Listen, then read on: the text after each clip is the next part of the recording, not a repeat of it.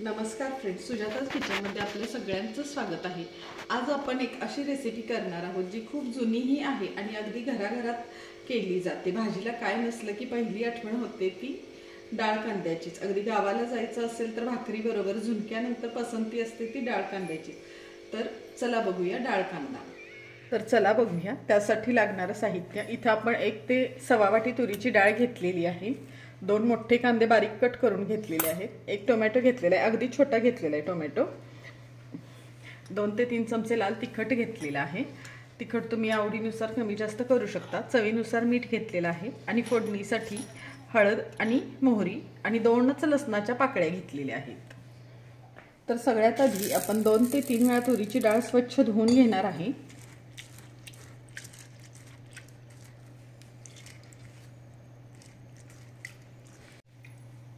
आता आपण डाळ स्वच्छ धुवून घेतलेली आहे आणि जरासं भरपूर पाणी घालून आपण 2 ते 3 मिनिटं डाळ भिजवून घेणार आहे।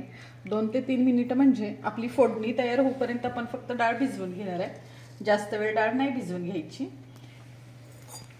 इथं आपण कढई गरम करून घेतलेली आहे। त्याच्यात 1 ते 1.5 चमचा तेल टाकूया। तेल थोडंसं जास्त लागतं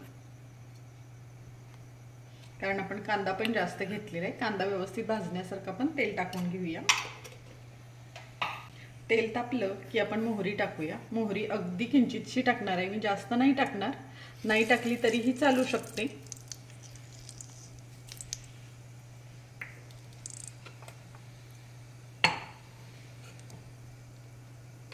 मोहरी छान तडतडू द्यायची।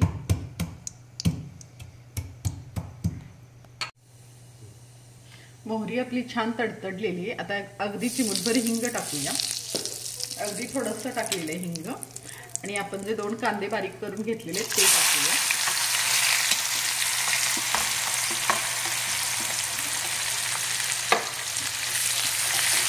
कांदे मिनिटभर छान तेलात परतून घेऊया सॉफ्ट होईपर्यंत। आणि आता हे कांद्याच्या मध्येच आपण जे लसूण घेतलेलं आहे, 2च पाकळ्या आपण लसूण घेतलेला आहे, तो असा मोठा मोठाने चेचून घेतला आहे, तो टाकूया। म्हणजे लसणाबरोबर तो कांद्याबरोबर लसूण ही छान आपला परतला जाईल तेलात। लसणाची टेस्ट खूप छान येते डाळ कांद्याला, त्यामुळे जास्त आवडत नसेल तरी थोडासा तरी टाकायचा, वास छान येतो। आता इथे अर्धा मिनिटभर आपण कांदा व्यवस्थित परतून घेऊया। गॅस मोठाच आहे। तुम्ही बघू शकता आपला कांदा छान असा ब्राऊन झालेला आहे, बऱ्यापैकी छान भाजला आहे कांदा। आता आपण याच्यात थोडंसं मीठ टाकूया।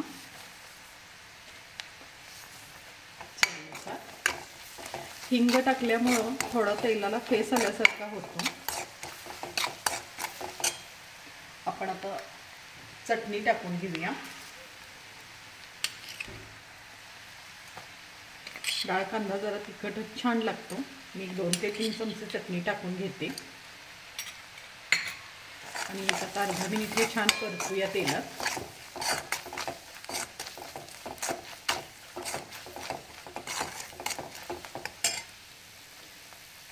अगदी किंचितशी हळद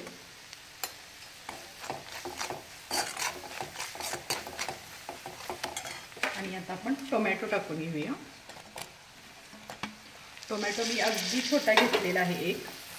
नाही टाकला तरी चालू शकतो आवडत नसेल तर, पण एक टेस्ट छान लागते टोमॅटोची पण। टोमॅटो पण आपण थोडेसे अर्धा मिनिट परतून घेऊया तेलात।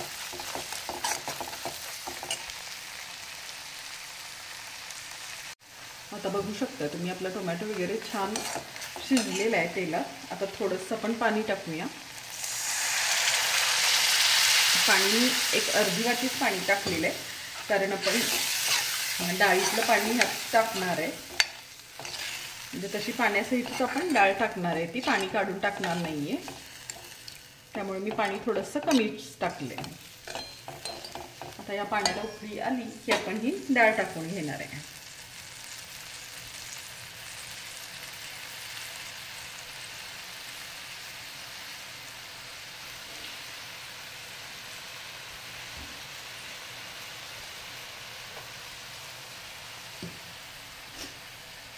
पाण्याला छान उकळी आल्यावर डाळ जर पाण्यात टाकली तरच डाळ पटकन शिजली जाते आणि त्याची टेस्ट पण छान लागते.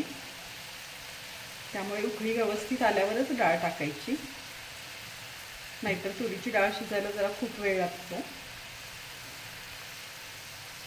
आता पाण्याला छान उकळी आलेली आहे. आता आपण भिजवलेली आपली तुरीची डाळ टाकून घेऊया. बघू शकता तुम्ही पाणी तुरीच्या डाळीत पण भरपूर होतं. आता पुन्हा एकदा हे सगळं छान मिक्स करूया आणि याला उकळी येऊ देऊया 1 मिनिटभर.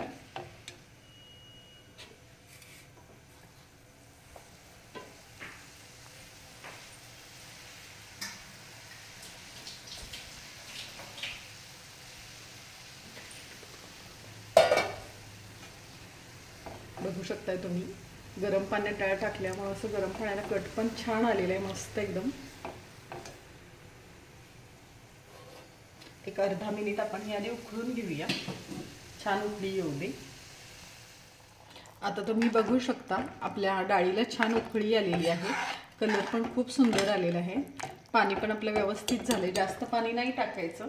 डाळ कांदा हा थोडासा घट्टच असतो, तर पाणी थोडंसं जपूनच टाकायचं. आता आपण झाकून ठेवूया. गॅस बारीक आहे आणि या प्लेटवर एक अर्धी वाटी पाणी घालून घेऊया आणि आपण 1-5 मिनिटं हा डाळ कांदा छान असा वाफवून घेऊया. पुन्हा मध्ये एकदा चेक करूया. आता आपली डाळ शिजायला ठेवून 1-5 मिनिटं झालेली आहेत. आता आपण बघूया थोडंसं उघडून. नाही अजून झालेली. अजून 1-5 मिनिट आपण हे झाकून ठेवूया. पाणी नाही लागणार. आता एवढ्या पाण्यात आपला डाळ कांदा व्यवस्थित होऊन जाईल. आता अजून 1-5 मिनिटं हे झाकून ठेवूया आणि शिजवून घेऊया व्यवस्थित.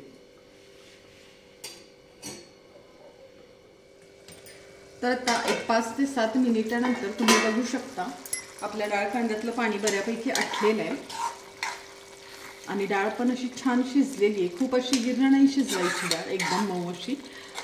थोडीशी कच्ची डाळ असेल तरच डाळ कांदा छान लागतो. आणि पाणी पण आपण एवढंच ठेवणार आहे, खूप कोरडा नाही करायचा. असं थोडंसं पाणी ठेवायचं म्हणजे छान लागतं. तर आता आपली ही डाळ कांदा आपला झालेला आहे. आता आपण गॅस बंद करूया. तर फ्रेंड्स तुम्ही बघू शकता आपला हा डाळ कांदा तयार आहे. अगदी भाजीला काय नसलं की आवर्जून केला जाणारा पदार्थ आहे डाळ कांदा. तर अशाच रेसिपीसाठी सुजाताज किचनला लाईक करा, शेअर करा, सबस्क्राईब करा. धन्यवाद.